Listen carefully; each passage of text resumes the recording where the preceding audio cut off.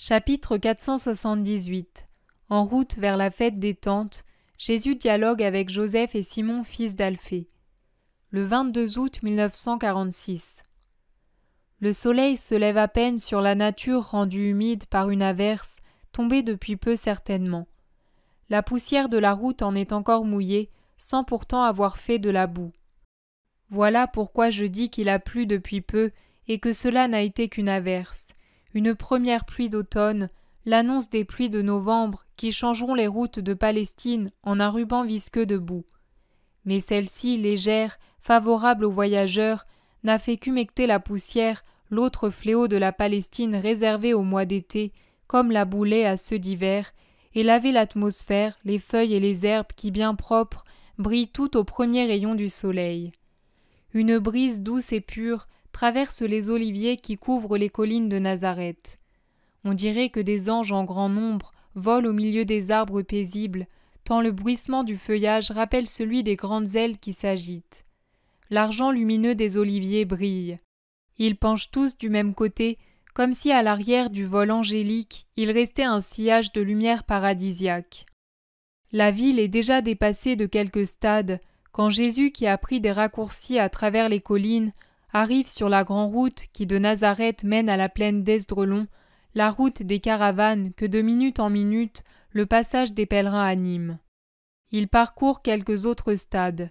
À un endroit, elle bifurque près d'une pierre miliaire qui porte sur deux côtés l'inscription Japhia Simonia, Bethléem Carmel à l'ouest et Xalo, Naïm Skytopolis, Enganim à l'est. Là, Jésus voit arrêter au bord de la route ses cousins Joseph et Simon en compagnie de Jean, fils de Zébédée. Il s'empresse de le saluer. « Paix à vous, vous êtes déjà arrivés ? Je pensais m'arrêter ici pour vous attendre et être le premier, et je vous trouve là. » Manifestement heureux de les revoir, il les embrasse. « Tu ne pouvais pas être le premier. Par peur que tu ne passes avant que nous arrivions, nous sommes partis à la lumière des étoiles, d'ailleurs aussitôt cachés par des nuages. Je vous avais dit que vous alliez me voir. Alors toi, Jean, tu n'as pas dormi. Peu importe, maître, mais toujours plus que toi certainement. Mais ça ne fait rien. » Et le visage serein de Jean sourit, vrai miroir de son heureux caractère, toujours content de tout. « Eh bien, mon frère, tu voulais me parler ?» dit Jésus à Joseph. « Oui, viens un peu dans ce vignoble, nous y serons plus tranquilles. » Et Joseph, fils d'Alphée, pénètre le premier entre deux rangs d'une vigne déjà vendangée. Au milieu des feuilles qui blondissent et vont bientôt tomber, seuls quelques grappillons restent encore accrochés au sarment, réservés à la faim du pauvre et du pèlerin, selon les prescriptions mosaïques. Jésus le suit avec Simon. Jean reste sur la route, mais Jésus l'appelle. « Tu peux venir, Jean, tu es mon témoin. » « Mais, dit l'apôtre interdit en regardant les deux fils d'Alphée. « Oui, oui, viens aussi, et même nous voulons que tu entendes nos paroles, » dit Joseph. Alors Jean descend à son tour dans le vignoble, où tous ensemble ils s'enfoncent en suivant les courbes des rangées, au point que l'on ne peut plus les voir de la route. « Jésus, je me réjouis de voir que tu m'aimes, » dit Joseph. « Pouvais-tu donc en douter ? Ne t'ai-je pas toujours aimé ? Moi aussi je t'ai toujours aimé, mais malgré notre amour depuis quelque temps, nous ne nous comprenions plus. Moi, je ne pouvais approuver ce que tu faisais, car cela me paraissait entraîner ta ruine, celle de ta mère et la nôtre. Tu sais, nous tous, vieux Galiléens, nous nous rappelons comment fut frappé Judas le Galiléen, et comment furent dispersés ses parents et ses disciples, dont on confisqua tous les biens. Ceux qu'on ne massacra pas furent envoyés aux galères et virent leurs biens saisis. Moi, je ne voulais pas de cela pour nous. C'est que, oui, je pensais qu'il ne devait pas être vrai que justement chez nous, qui certes sommes de la descendance de David, oui, mais ainsi, nous ne manquons pas de pain, pour cela non, et que le Très-Haut en soit loué. Mais où se trouve la grandeur royale que toutes les prophéties attribuent à celui qui sera le Messie ? Quant à toi, es-tu la verge qui frappe pour dominer ? Tu n'as pas été la lumière à ta naissance. Tu n'es même pas né dans ta maison. Oh, je les connais bien, les prophéties. Nous sommes du bois sec désormais, mais rien d'annoncer que le Seigneur allait le revêtir de feuillage. Et toi, qu'es-tu sinon injuste? C'étaient les idées à cause desquelles je te combattais en gémissant sur notre ruine. Et pendant que je gémissais ainsi, des tentateurs sont venus enflammer encore plus mes idées de grandeur, de royauté. Jésus, ton frère a été un imbécile. Je les ai crus et je t'ai déplu. C'est dur de l'avouer, mais je dois le reconnaître. Et toi, pense qu'Israël tout entier était en moi, aussi bête que moi, sûr comme moi que l'apparence du Messie n'est pas celle que tu nous donnes. Il est difficile de dire « Je me suis trompé, nous nous sommes trompés et nous nous trompons, depuis des siècles. » Mais ta mère m'a expliqué les paroles des prophètes. Ah oui, Jacques a raison, et Jude également. Quand on entend ces paroles de la bouche de Marie, comme eux l'ont pu dans leur enfance, on comprend que tu es le Messie. Voilà, mes cheveux blanchissent car je ne suis plus un enfant. Je ne l'étais déjà plus quand ta mère est revenue du temple en tant qu'épouse de Joseph. Je me souviens de ces jours-là et de la réprobation stupéfaite de mon père quand il vit que son frère n'organisait pas les noces au plus vite. Son étonnement était aussi celui de Nazareth, tout comme les médisances, car il n'est pas d'usage de laisser passer tant de mois avant les noces, en se mettant dans les conditions de péché et de... Jésus, j'estime Marie et j'honore la mémoire de mon parent. Mais le monde, pour le monde, cela n'a pas été un bon moment. Toi, ah, maintenant je sais, ta mère m'a expliqué les prophéties. Voilà pourquoi Dieu a voulu que les noces soient retardées, pour que ta naissance coïncide avec le grand édit et que tu naisses à Bethléem de Juda. Et Marie m'a tout expliqué, tout oui, et il y a eu une sorte de lumière pour que je comprenne ce qu'elle a tu par humilité. Et j'affirme, tu es le Messie. C'est ce que j'ai dit et ce que je dirai. Mais le dire, ce n'était pas encore changé de façon de voir, car mon esprit pense que le Messie est roi.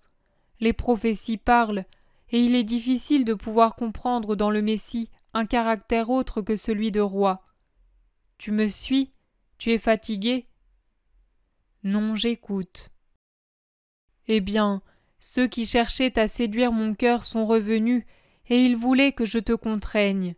Et parce que j'ai refusé, le voile est tombé, et ils sont apparus pour ce qu'ils sont, de faux amis, de vrais ennemis. Alors d'autres sont venus, pleurant comme des pécheurs, et je les ai entendus. Ils ont répété tes paroles dans la maison de Couza. Maintenant, je sais que tu régneras sur les âmes, c'est-à-dire que tu seras celui en qui toute la sagesse d'Israël se concentre pour donner des lois nouvelles et universelles. En toi habite la sagesse des patriarches et celle des juges, celle des prophètes et celle de nos aïeux David et Salomon. En toi réside la sagesse qui a guidé les rois Néhémie et Esdras, et celle qui a conduit les Maccabées. Toute la sagesse d'un peuple, de notre peuple, du peuple de Dieu. Je comprends que tu donneras au monde, tout entier soumis à ton pouvoir, tes lois très sages, et ce sera vraiment un peuple de saints. Mais mon frère, tu ne peux faire cela tout seul.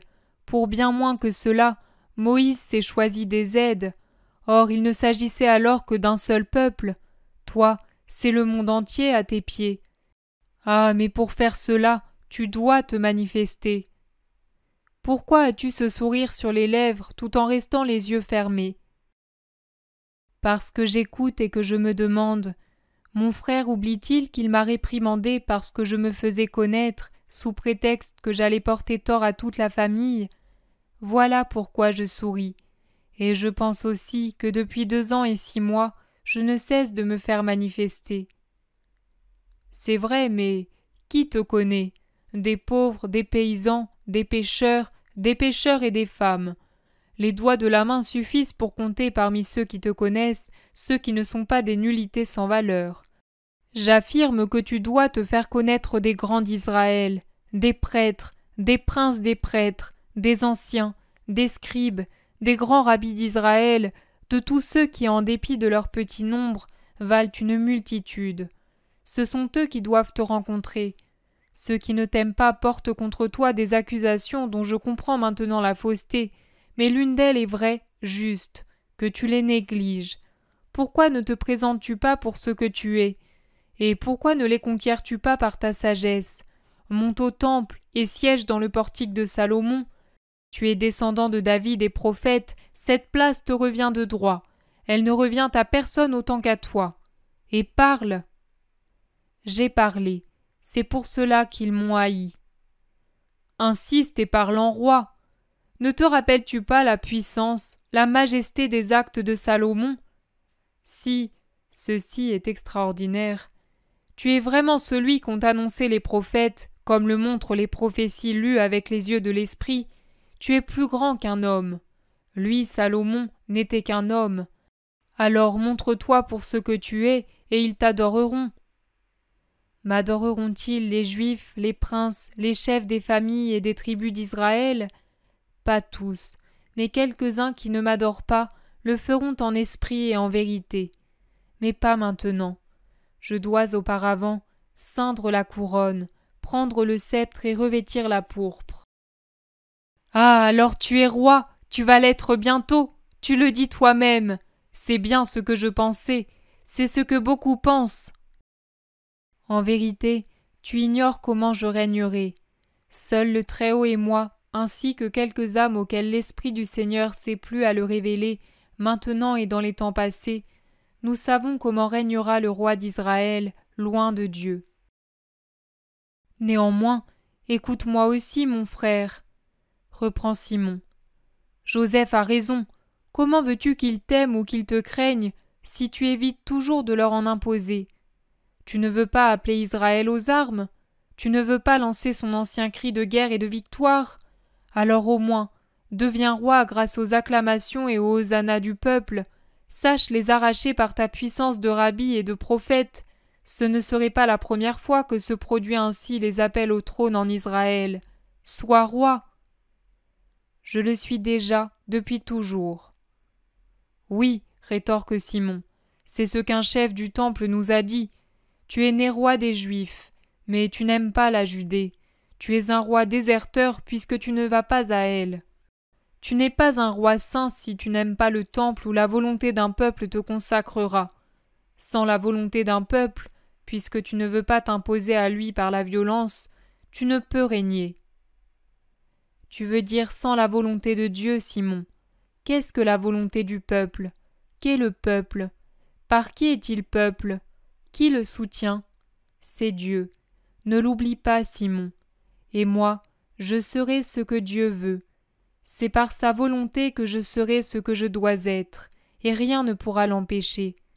Moi, je n'aurai pas à lancer le cri de rassemblement. Israël sera tout entier présent à ma proclamation. Moi, je n'aurai pas besoin de monter au temple pour être acclamé. J'y serai porté. Un peuple tout entier m'y portera pour que je monte sur mon trône. Vous m'accusez de ne pas aimer la Judée. C'est au cœur de cette Judée, à Jérusalem, que je deviendrai le roi des Juifs.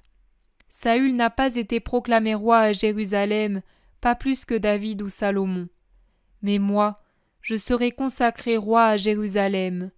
Mais je n'irai pas maintenant publiquement au temple, et je n'y siégerai pas, car ce n'est pas mon heure. Joseph reprend la parole. Tu laisses passer ton heure, c'est moi qui te le dis. Le peuple est las des oppresseurs étrangers et de nos chefs. Je t'assure que l'heure est venue. Toute la Palestine, à l'exception de la Judée, et encore pas toute, te suit en qualité de rabbi et plus encore. Tu es comme un étendard levé sur une hauteur, et tous ont les yeux tournés vers toi. Tu es comme un aigle, et tous suivent ton vol. Tu es comme un vengeur, et tous attendent que tu décroches la flèche. Va, quitte la Galilée, la Décapole, la Pérée, les autres régions, et va au cœur d'Israël, dans la citadelle où tout le mal est renfermé, et d'où doit venir tout le bien, et conquiers-la. Là aussi tu as des disciples, mais ils sont tièdes parce qu'ils te connaissent mal. Ils sont également peu nombreux, parce que tu n'y séjournes pas, et incertains parce que tu n'y as pas accompli les miracles que tu as faits ailleurs.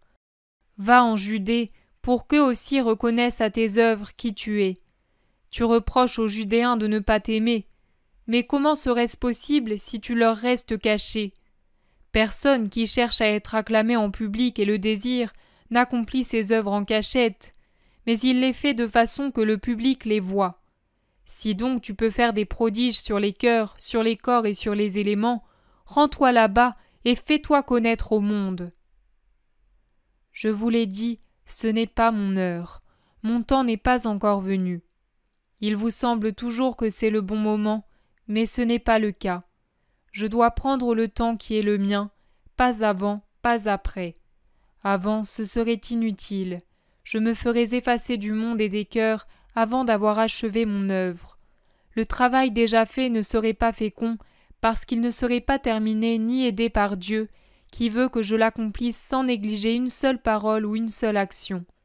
Je dois obéir à mon Père, et je ne ferai jamais ce que vous espérez, car cela nuirait au dessein de mon Père. Je vous comprends et vous excuse. Je n'éprouve aucune rancœur contre vous. Je ne ressens pas de lassitude ou d'ennui devant votre aveuglement. Vous ne savez pas. Mais moi, je sais. Vous ne savez pas. Vous ne voyez que la surface du visage du monde. Moi, j'en vois la profondeur. Le monde vous fait encore bonne figure. Il ne vous hait pas, non qu'il vous aime, mais parce que vous ne méritez pas sa haine.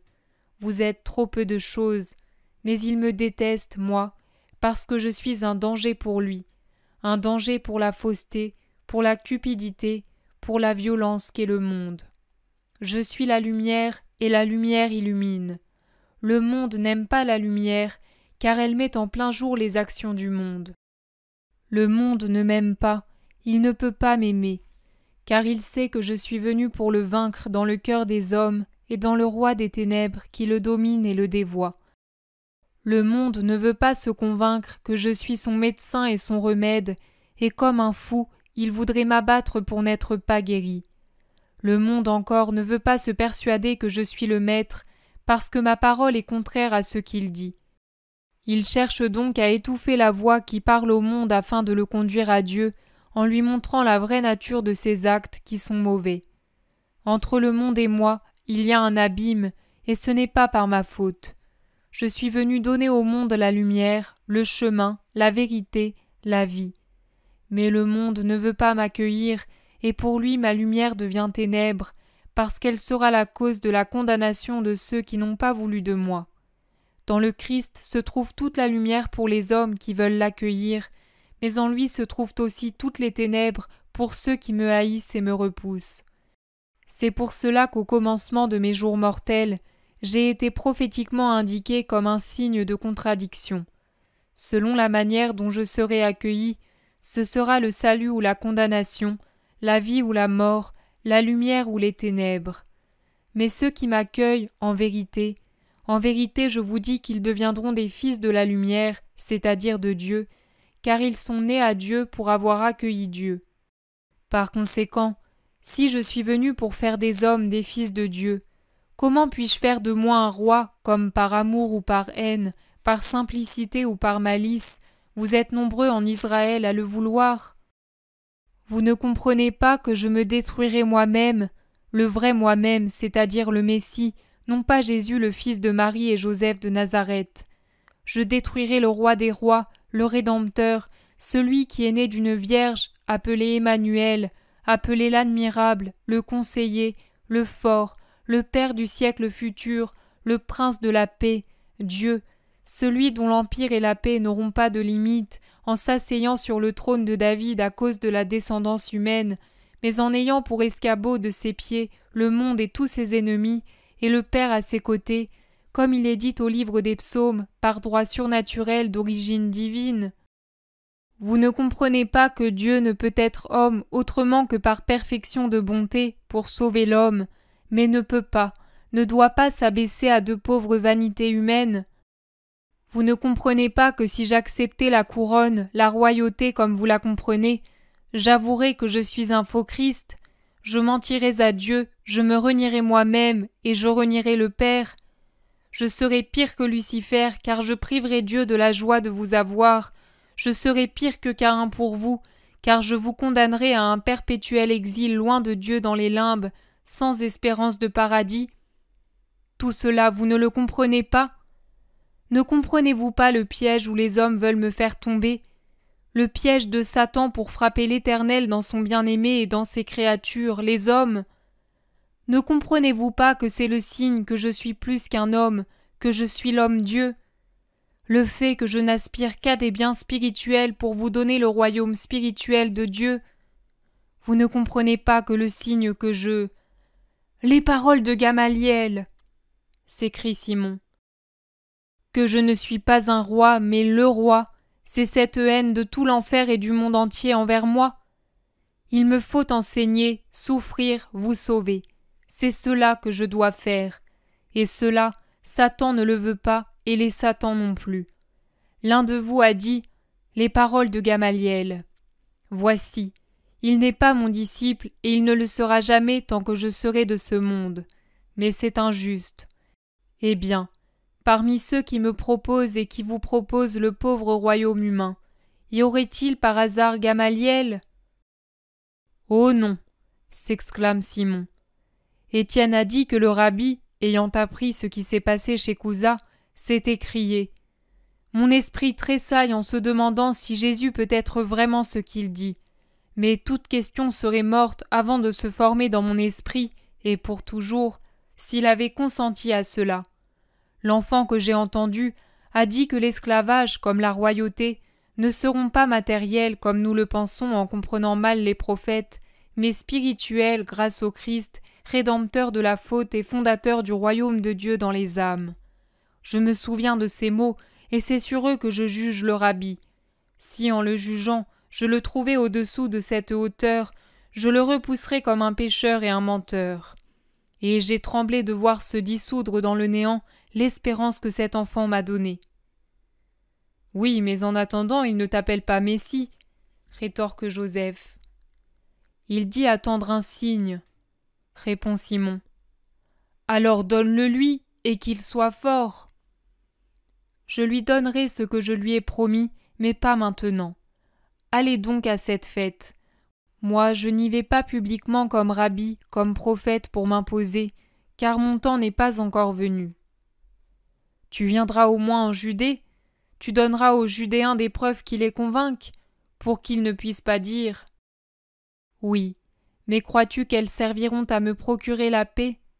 Mon frère, plus j'agirai et plus je serai détesté. Mais je vais te satisfaire. Je leur donnerai les preuves les plus grandes qui puissent exister. Et je leur dirai des paroles capables de changer des loups en agneaux, des pierres dures en cire molle. Mais cela ne servira à rien. » Jésus est triste. T'ai-je fait souffrir? Je disais cela pour ton bien. Non, tu ne me peines pas, mais je voudrais que tu me comprennes, que toi, mon frère, tu me vois pour ce que je suis. Je voudrais partir avec la joie de te savoir mon ami.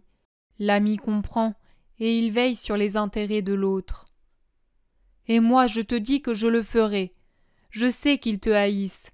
Désormais, je le sais. C'est pour cela que je suis venu. Mais tu le sais, je veillerai sur toi. Je suis l'aîné, je réfuterai les calomnies et je penserai à ta mère. Promet Joseph. Merci, Joseph. Mon fardeau est grand et tu l'allèges. Les flots d'une mer de souffrance s'avancent pour me submerger et avec eux la haine. Mais si j'ai votre amour, ce n'est rien. C'est que le Fils de l'homme a un cœur, et ce cœur a besoin d'amour. Et je t'en donne, moi. Oui, sous l'œil de Dieu qui me voit, je te dis que je t'en donne. Va en paix, Jésus, à ta mission. Je t'aiderai. Nous nous aimions bien. Et ensuite, mais aujourd'hui, redevenons ce que nous étions autrefois l'un pour l'autre. Toi, le saint, moi, l'homme, mais unis pour la gloire de Dieu. Adieu, mon frère. Adieu, Joseph. Ils s'embrassent, puis c'est le tour de Simon qui demande « Bénis-nous pour que nos cœurs s'ouvrent à toute la lumière. » Jésus les bénit, et avant de les quitter, il ajoute « Je vous confie ma mère. Va en paix, elle aura en nous 2 fils. » Ils se séparent. Jésus revient sur la route, et avec Jean à côté de lui, il se met à marcher vite, très vite. Après un bon moment, Jean rompt le silence pour demander « Joseph est-il convaincu ou non désormais ?»« Pas encore. »« Dans ce cas, qui es-tu pour lui ? Messie, homme, roi, Dieu ? Je n'ai pas bien compris. Il me semble qu'il... » Joseph est comme dans un de ces rêves du matin où l'esprit se rend déjà à la réalité en se dégageant d'un lourd sommeil qui lui donnait des rêves irréels, parfois des cauchemars. Les fantômes de la nuit s'éloignent, mais l'esprit flotte encore dans le rêve, si doux qu'on ne voudrait pas le voir finir. Pour lui, c'est cela. Il approche du réveil, mais pour l'instant il caresse encore son rêve. Il le tient pour ainsi dire, car pour lui il est beau. Mais il faut savoir prendre ce que l'homme peut donner et louer le Très-Haut pour la transformation survenue jusqu'à présent. Bienheureux les enfants, il leur est si facile de croire.